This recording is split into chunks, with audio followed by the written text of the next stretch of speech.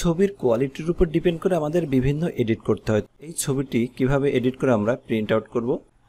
সর্বপ্রথমে ক্রপ টুল নিয়ে সাইজ নিয়ে এটাকে ক্রপ করবেন।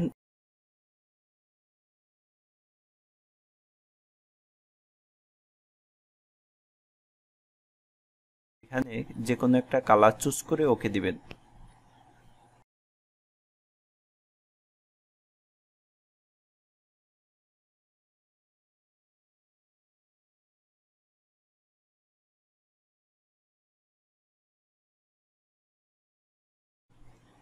ফেদারে ক্লিক করে টু রেখে ওকে দিবেন।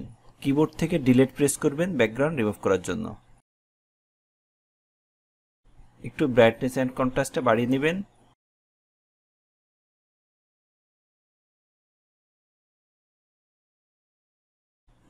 মুভ টুলে ক্লিক করে এটাকে মুভ করে নতুন পেজে নেবেন।